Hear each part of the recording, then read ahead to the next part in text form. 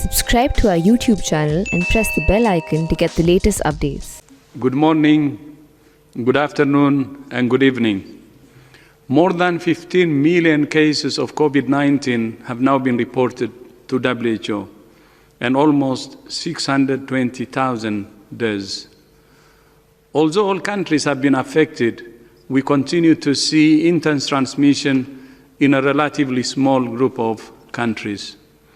Almost 10 million cases, or two-thirds of all cases globally, are from 10 countries, and almost half of all cases reported so far are from just 3 countries. As we have said previously, political leadership and community engagement are the two vital pillars of the response. One of the tools governments can use is the law, not to coerce, but to protect health while protecting human rights. Yesterday, WHO, the United Nations Development Programme, UNDP, and Georgetown University launched the COVID-19 Law Lab, a database of laws that countries have implemented in response to the pandemic. It includes state of emergency declarations, quarantine measures, disease surveillance, legal measures relating to mask wearing, physical distancing, and access to medication and vaccines. Well-designed laws can help to build strong health systems, evaluate and approve safe and effective drugs and vaccines, and enforce actions to create healthier and safer public spaces and workplaces.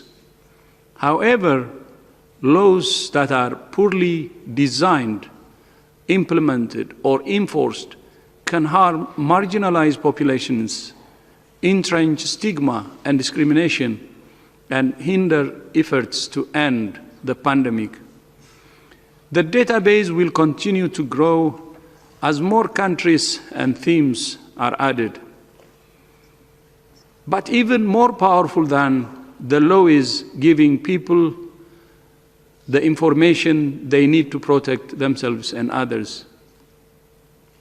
The best way to suppress transmission and save lives is by engaging individuals and communities to manage their own risk and take evidence-based decisions to protect their own health and that of those around them. The pandemic has disrupted the lives of billions of people. Many have been at home for months. It's completely understandable that people want to get on with their lives. But we will not be going back to the old normal. The pandemic has already changed the way we live our lives. Part of adjusting the new normal is finding ways to live our lives safely. It can be done. But how to do it will depend on where you live and your circumstances. It's all about making good choices. We're asking everyone to treat the decisions about where they go, what they do, and who they meet with as life and death decisions, because they are. It may not be your life, but your choices could be the difference between life and death for someone you love, or for a complete stranger. In recent weeks, we have seen outbreaks associated with nightclubs and other social gatherings, even in places where transmission had been suppressed. We must remember that most people are still susceptible to this virus. As long as it's circulating, everyone is at risk. Just because cases might be at a low level where you live, that doesn't make it safe to let down your guard. Don't expect someone else to keep you safe. We all have a part to play in protecting ourselves and one another. First, know your situation. Do you know how many cases were reported where you live yesterday? Do you know where to find that information? Second, Do you know how to minimize your exposure? Are you being careful to keep at least 1 meter from others? Are you still cleaning your hands regularly? Are you following the advice of your local authorities? No matter where you live or how old you are, you can be a leader in your community, not just to defeat the pandemic, but to build back better.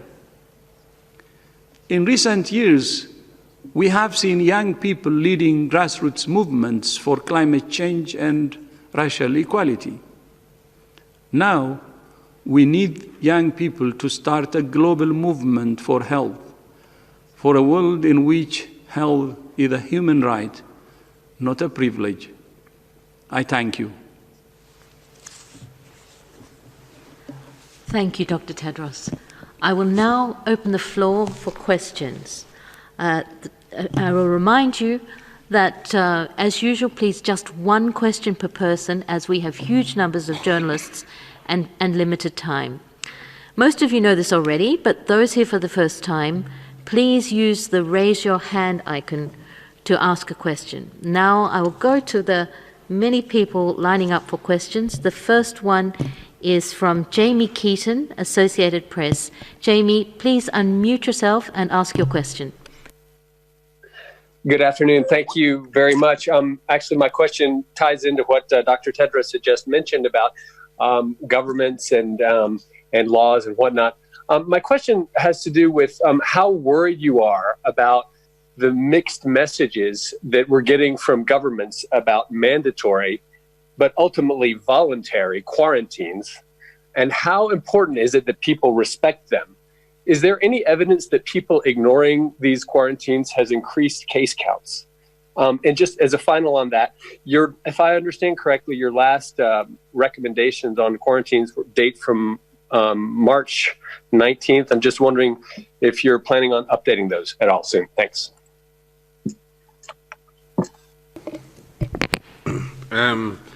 Yeah, the issues Jimmy, I'm going to assume you're referring to quarantine measures in relation to context. There are different interpretations, because in some cases people talk about quarantine measures in relation to travellers arriving from another country who are not necessarily contacts of a case. And then there's quarantine for people who are documented contacts of cases. In the case of contacts of confirmed cases, WHO's recommendation is that all such contacts should be quarantined for a period of 14 days. That quarantine can occur in a facility, or it can occur in the person's home, as long as there's an appropriate way for that individual to isolate themselves from others who are not designated as contacts. We do believe, and Maria may speak to some of the evidence on this, in countries that have been successful in implementing that have made a lot of progress, especially in shutting down, and you see it with shutting down of clusters in particular. It's not so obvious in the middle of community transmission, as it takes time for that impact to occur, but we've seen some pretty intense clusters of cases shut down fairly quickly when quarantine has been implemented successfully in contacts. The DG obviously spoke to the issue of public health law. Quarantining oneself when you are a contact is an act of courage, and it's an act of contribution to society. If you're a contact of a case, then you are much more likely than any other person around you to develop the disease and potentially transmit it to somebody else. It is much, much better if someone is ready, willing and able to quarantine themselves on behalf of their community. But there are situations in which that is not the case, and some governments have public health law in place that allows them to make that a mandatory procedure. In other words, it's mandated by law. If it is such, and I think WHO's guidance is also clear, and I think we do clearly state that where such mandatory quarantine rules are in place, the state implementing that mandate must also respect the human rights of the individual. They must be in a position to provide an appropriate level of support and care to that individual. That should not cost that individual in terms of extra out-of-pocket expenses for the purposes of staying in a hotel. You cannot we don't recommend that governments charge people for being quarantined. So there's a whole load of issues that are associated with that issue. So sometimes a mandatory nature of quarantine allows a government in law to provide more support to people being quarantined. But we do and are against coercive procedures. And in our experience, yes, it may be that people may say making these things to be implemented coercively, it gets the job done. Well, in our experience in WHO in dealing with communities, particularly marginalised and other communities, it can do exactly the opposite. It can shove the problem underground. And it can mean that people are unlikely to report their status in terms of either being a case or being a contact if they feel they will be unfairly treated. So it is exceptionally important that we build strong community engagement, that people, individuals and communities understand how the disease is spread, understand the role they can play in the transmission of the disease, and understand the role they can play in breaking those chains of transmission. In our experience, when people understand that fact, when they understand their own personal status, and when they're supported in the process, the vast majority of people will participate in the quarantine mechanism. And we would like to avoid coercive mechanisms to do that. Maria? Thanks. Thank you for the question. Yes, I think indeed quarantine in the context of contact tracing is arguably, one of the most important elements to breaking chains of transmission. Isolation of cases, known cases in facilities outside of the home, in particular, if that can be done, and if inside the home it's among someone who is experiencing mild disease or no disease, or among an individual who does not have risk factors that would put them at a higher risk of developing severe disease or dying. But quarantining of contacts is incredibly important. We will be updating our guidance. In fact, we're doing it now. It's almost as if you knew that, Jamie. But we are updating it at the moment, and it won't actually change that much. What we're changing in it is looking at, currently we require testing at the end of the quarantine day period, and we will be removing that. But we're also going to add language in there to ensure that family units are taken care of. And so making sure that the language that's in there really focuses on children and isolation of and quarantining of children with family members and parents so that they're not separated. So that should be coming out hopefully in the next week or so, but it won't look that different to what the current version is online. And it does really remain an essential element to breaking chains of transmission. Thank you, Dr. Van Kerkhove and Dr. Ryan. We now have a question from South Africa, from Sophie, from the South African Broadcasting Commission. Sophie, could you please unmute yourself and ask your question? My question is directed to the Director General. Dr. Tedros, I saw on your Twitter account you spoke to the Minister of Health of South Africa. What was this all about? And the update on the China delegation of WHO as directed by the World Health Assembly to start the investigation. How far? That's two questions. With regard to South Africa, DG will speak to this, but the situation in South Africa, as you know, the numbers have been increasing, and the government are obviously looking at every possible measure to increase the intensity of the response there in support of their communities. And as part of that due diligence and reaching out for support and assistance and advice, the Minister of Health and his Director General, as well as other staff in the Ministry, have been reaching out to our regional office in Africa, to our Regional Director, Chidi Moeti, but also directly to the Director General. And our most recent conference call was a three-level conference call in which we were discussing the challenges that South Africa's faced, particularly the operational and technical challenges of scaling up the response at community level, scaling up surveillance, providing extra support to laboratory diagnostics, amongst other things. WHO is working with South Africa to provide surge capacity in very specific technical areas, and we're also providing virtual support, in fact a virtual mission as well to support that. So a number of key individuals at global and at regional level will be both providing physical on-site support to the response as well as virtual support in the coming days. South Africa has a tremendous internal capacity in public health. It has done a good job in responding to what has been an escalating situation, and it is only wise and smart that a responsible government will reach out for whatever assistance it feels that it needs to add to the quality and intensity of its response. And on the mission, yes. Well, I'm not quite sure if they're there yet, but our small team is hopefully on its way to Beijing, or will be very, very soon. We've been engaged in a series of virtual consultations, again with scientific and other colleagues at the National Health Commission, at the China CDC, in looking at work already done on the preliminary or earlier investigations and scientific studies on the origin of the virus.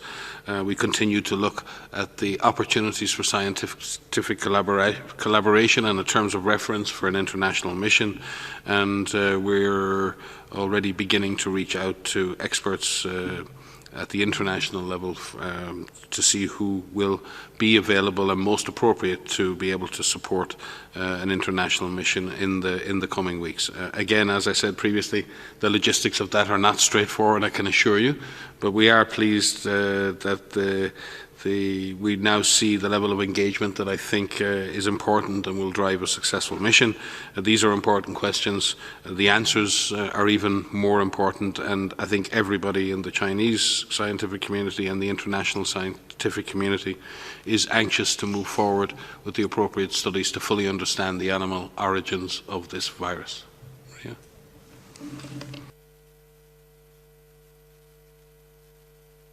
Thank you. Dr. Tedros, did you want to say anything more about South Africa or no? You want me to say more? Okay. Sophie. No, thank you, Sophie. I think Mike had covered it very well. We had a very productive meeting with His Excellency Minister Zweli, Minister Zweli, my brother. And we have been interacting all along. This is, a regular contact, and we have agreed to boost our cooperation. And as Mike said, all levels participated from our country office, regional and headquarters. And we will increase the frequency of our engagement. And based on some of the requests that South Africa has already done. So we will intensify our cooperation, and I hope to make progress in controlling the pandemic. Thank you. Thank you, Dr. Tedros. The next question comes from Morocco, from Monsieur, and I apologize if I get your name wrong, El Bouktawi, from MAP Morocco. Please unmute yourself and ask your question.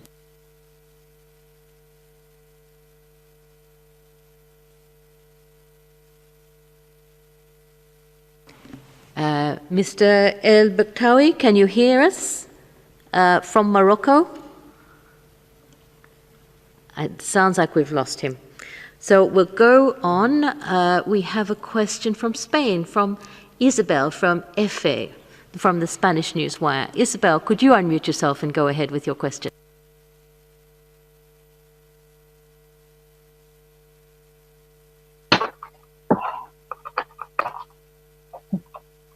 Do you hear me?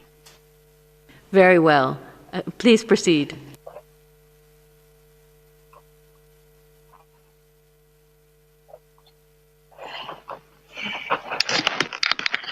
Hello?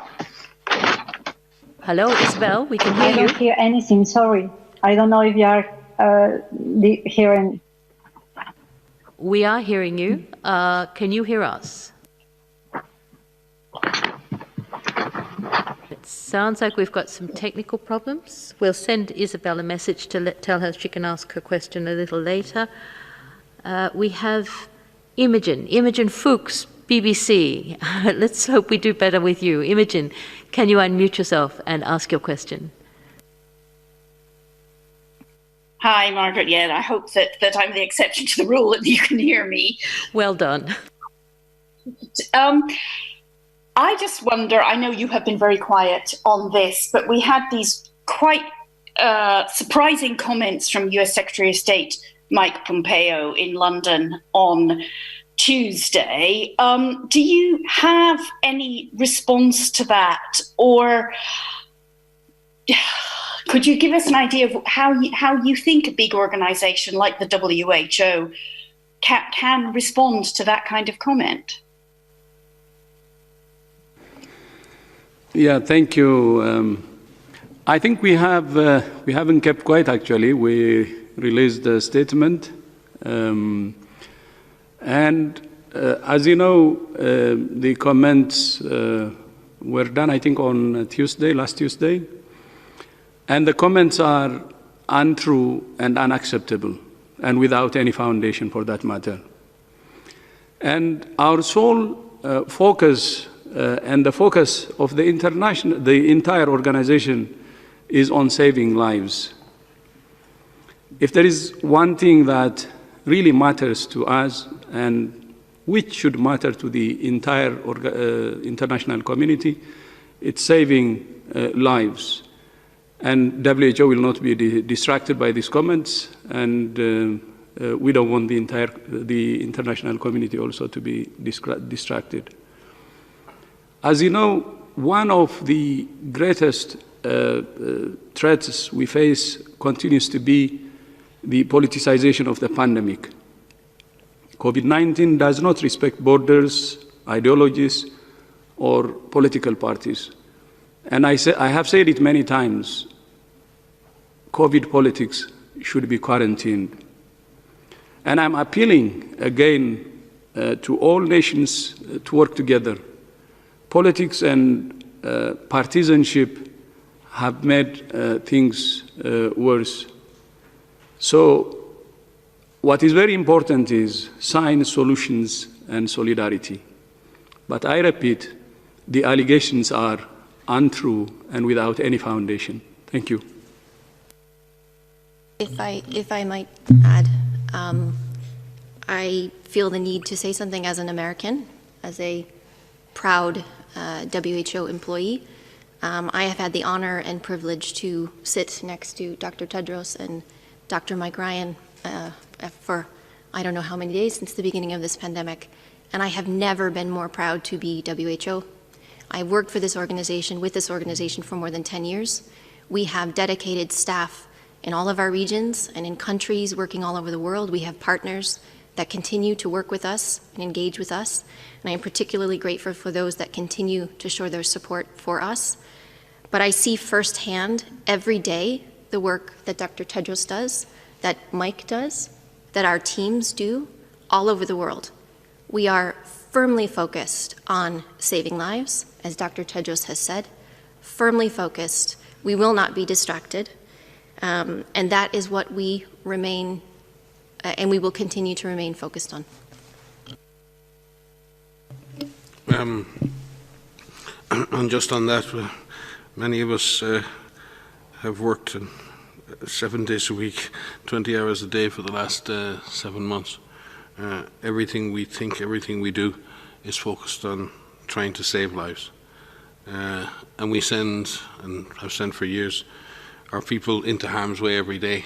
Many of us have spent months and years on the front line, risking our lives and worrying our families for decades in this fight for social justice. It's really important that we try and maintain the morale of all frontline workers, be they WHO, the rest of the UN. And I can say too that none of us are perfect, but we all serve. We serve to save lives. And we're here in the service of the vulnerable people of the world. And again, I am proud to sit by the side of Dr. Tedros in doing that, because our organization and his leadership are intertwined.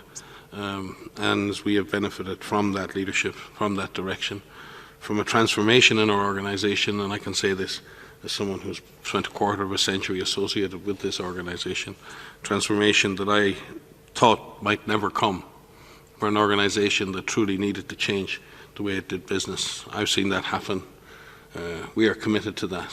We are proud to be WHO, and we will remain so, and we will serve the vulnerable people of the world regardless of what is said about us. Thank you so much, DG, Dr. Van Kerkhoff, and Dr. Ryan. I'm not meant to say anything, but proud to be WHO now more than ever. The next question goes to Chen Waiwa from China Daily. Chen, could you unmute yourself and please go ahead? Hi, Dr. Tedros, you just mentioned in the opening remarks that half of the cases came from 3 countries. We all know that's US, Brazil, India. So my question is, has WHO focused the special resources on these 3 countries to put them on the right trajectory? Because, you know, as Dr. Ryan mentioned about the coercive measure, I sort of find it confusing because like some US congressmen rejecting wearing masks, they say that I have a facial autonomy. So that sounds ridiculous to me, but I don't know. Is this coercive if I ask you to wear a mask? Thank you. I think the 3 countries you mentioned are powerful, able, democratic countries who have tremendous internal capacities to deal with this disease. And there are many, hundreds of thousands of brave frontline workers, doctors, nurses, hygienists, logisticians and others who fight in the front lines, just like in every other country. You know, it is a given. Large countries can have large problems because by their very nature they are large, they are populous, they are complex. And also there are differences of opinion and differences between the federal and the state level in many countries all over the world. It's one of the prices that countries pay for democracy in that context. So we are always ready and will always remain ready to provide advice, input and service to any of our member states, wherever they are, and constantly offer advice and support to them.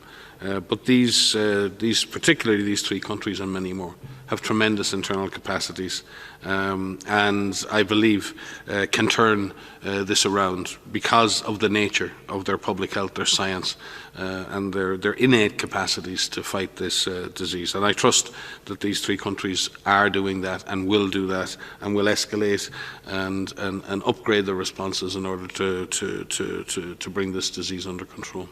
Maria?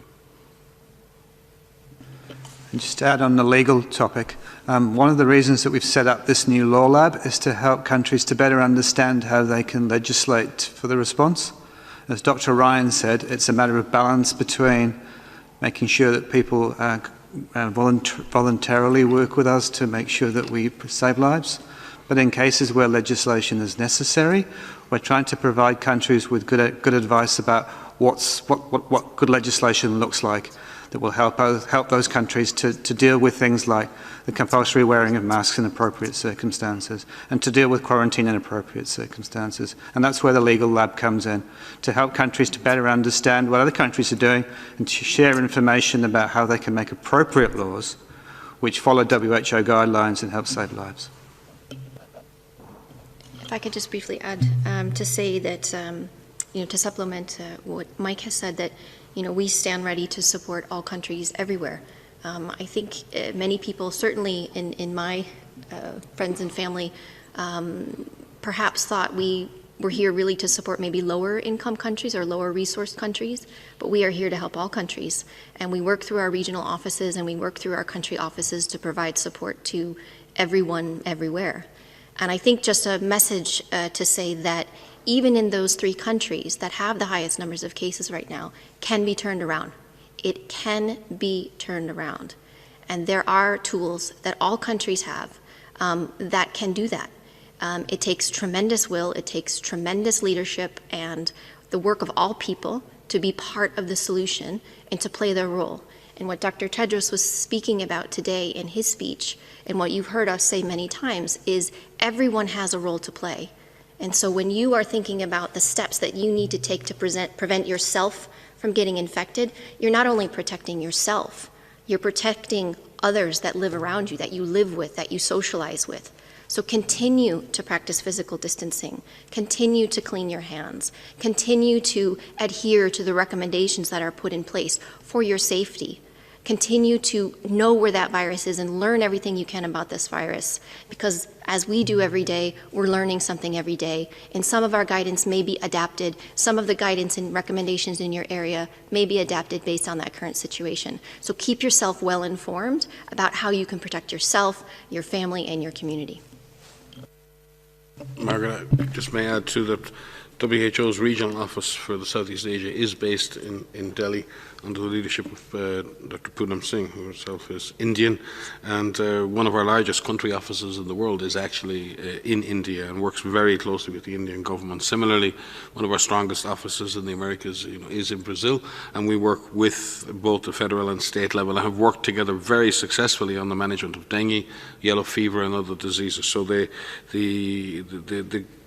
those countries are intertwined with us. Obviously, the United States is not in need of our assistance most of the time, but certainly the US, and I've said this before, the US government is deeply, and its institutions, particularly its scientific institutions, are deeply entwined with global health and providing strong scientific and public health input to so many global health agendas over the last 10 or 20 years. So these countries are not only important in the COVID response, but each of them has a tremendous contribution to make at the global level. And it is a time when we do need global leadership, and large countries in regions very often set a standard for others. They set an example, and other countries follow.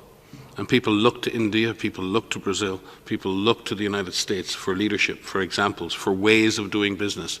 And they tend, when those are successful, to copy those strategies. So these countries are not only important in their own right, they're very important as regional and global beacons of doing the right thing. Thank you for those comprehensive. So we will go to Priti Patniak from here in Geneva Health Files. Priti, please unmute yourself and ask your question.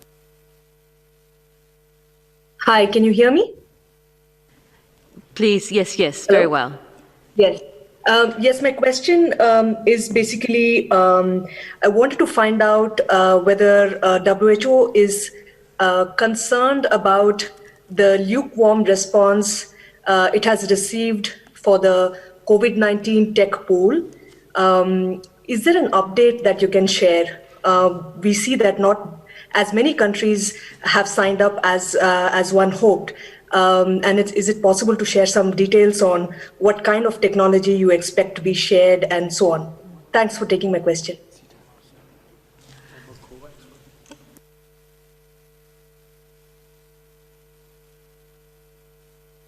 The Costa Rican initiative, yes. We would have to get back to you on the details. Your question is well asked, but I don't have the specific details on the number of countries and the technologies that are currently on the CTAP platform. So what I propose we do is we get that information, we send it through Margaret to you, and maybe on Monday we will also maybe give a couple of minutes to give an update on CTAP, if that's okay with you. Excellent question, and just send it to me, harrism@who.int, and we'll make sure you get a good answer. The next question is for Isabel. We're going to try. Isabel has reconnected. Isabel from EFE. So Isabel, please unmute yourself and ask your question. Yes. Do you hear me? Very well. Please ask your question. Thank you very much for trying again. Thank you. My question is, as you know, there are several outbreaks in Spain, and most of them, even if they are restricted to a few geographical zones. This is happening after you warned that we should have been very careful after the confinement. And I would like to hear from you what is the lesson we have to learn in Spain and in other countries. In this context, a quite important proportion of these contaminations happen in nightclubs, as you mentioned. Do you think that it's most reasonable to close these sites until the situation is under control? I think I think we have to be careful here that when we see clusters of cases or a rise in cases after lockdowns are lifted, that in some way that is projected as an error or a fault or a failing. It happens. The minute you raise the pressure on the virus and the virus is at community level, you will see sporadic or clusters of cases. The question you should ask is, what is the reaction to that? What we've seen is in areas that have lifted restrictions very early without having control on the virus have seen a very fast jump back up. But in other countries, even in countries that have brought the disease under extreme control, like Germany and Spain and others, where the numbers have been suppressed to very low levels, that when you open up, there's always a chance that the disease can be imported or the disease can spread from unseen clusters. And the real, I suppose, test of community and government is how quickly can you get those under control? How quickly can you detect the cluster? How quickly can you test the people in that cluster? How quickly can you get the results from that? How quickly can you identify the contacts? How quickly can you identify the risk factors? Was the risk factor a nightclub? Was the risk factor a mass gathering? What do you need to do at the community level to prevent that happening again? Do you need to implement some local movement restrictions? What we're really trying to get here is move from, as I've said before, using a very big hammer to trying to be more precise in what we're doing. Instead of restricting everyone, we try and go after the virus. And we try and identify where the virus is and then specifically and surgically, in a sense, excise the virus from the community by minimizing the impact on the lives and livelihoods of the community by focusing in on cases, on contacts, on investigation. So countries coming out of lockdown, even countries with low levels of disease, will experience potential cases and clusters of disease.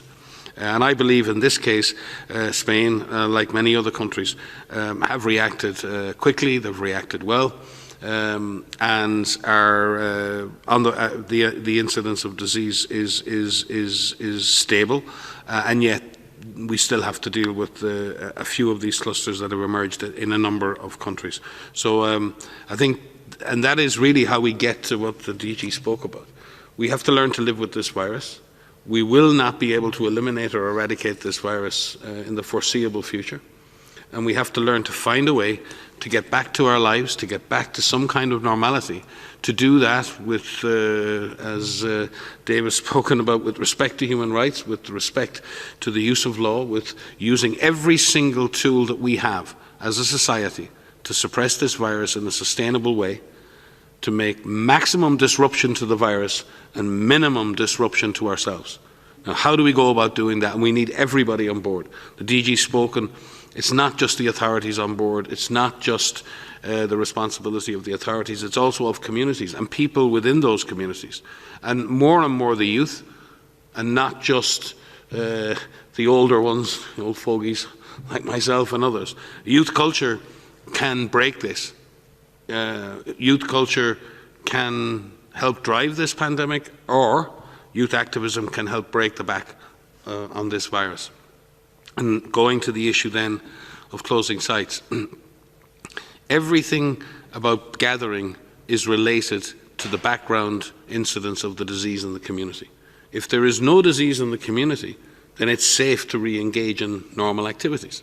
If disease is in the community and if you have intense community transmission, then any activity that brings people together in crowds, especially indoors, will lead to further transmission of the disease. Because if you don't know where the virus is, but you do know the virus is spread in your community, and you bring people together in large groups, you're going to get transmission. And in that sense, governments are going to have to make decisions based on the local epidemiology as to whether things like bars and clubs in particular circumstances need to be closed or have restricted numbers or whatever it is they need to do to reduce the chance of person-to-person transmission. Maria? Thanks. I really appreciate the question because I think so many people are dealing specifically with this question of what are the lessons that can be learned. Once you've been successful at suppressing transmission, what about these sporadic cases and clusters that are starting to appear? I think the lesson is that we should expect this. We should be ready for this to happen. And with all of the systems that are in place now, which countries have worked so hard to put in place, they need to be used fast. They need to be used aggressively and robustly and with no regrets, with the exception of ensuring that when these interventions are put back in place again, where you may shut down something temporarily, it's done for a temporary amount of time and it's done in the lowest or smallest geographic region as possible. I think everyone wants to avoid these huge so-called lockdown measures again. We do too. We hope that we don't need to see these again. But if these outbreaks are dealt with swiftly, if the test, treat, contact trace, care for, if all of that is put in place and done really quickly, you have an opportunity to really put that fire out quickly. And we are seeing countries do that. I think it's important to know where, as Mike has said, where these outbreaks are occurring. Is it in a particular entertainment sector? Is it in a long-term living facility? Is it in another closed settings? And if you, as an individual, have an opportunity to avoid going to a nightclub, maybe it's worth avoiding that nightclub for a little while. I don't think we've talked so much about nightclubs in recent days and recent weeks because these tend to be the hot spots right now. But I think having a blanket of closing all nightclubs is not the solution either. I think we need to have a data-driven approach. Where is the virus? Where are the opportunities for the virus to transmit? If it happens to be in a certain area, then yes, perhaps maybe they need to be closed for a little while. But again, you have a choice yourself to make and say, do I do this? Do I go to this? I said the other day, there's a lot of things that people want to be doing. I do too. We all do here. But there's not necessarily things we need to do. The things we need to do to keep our families safe and alive, and we need to perhaps make some sacrifices ourselves so that essential workers and frontline workers who are putting themselves at risk every day to keep businesses going, to serve us food, for healthcare workers who are out there who are caring for patients, they need to go to work, and they choose to go to work proudly. And we are very grateful for that. So again, we all have a role to play. And we really do need to make decisions based on risk to keep ourselves safe and keep our families safe. Thank you very much, Dr. Van Kerkhove. The next question, we are going to try to go back to Morocco, and I believe that Monsieur El Baktoui has reconnected. So, Monsieur El Baktoui, please unmute yourself and ask your question.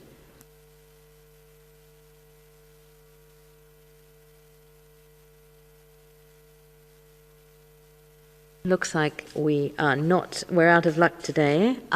We have come up to the 6 o'clock, we've come up to the end of the hour, so I'll close this press conference, but of course I will hand it over to the Director General for final words. Thank you, Margaret. Thank you to all who have joined us today, and see you on Monday in our next presser. So thank you again.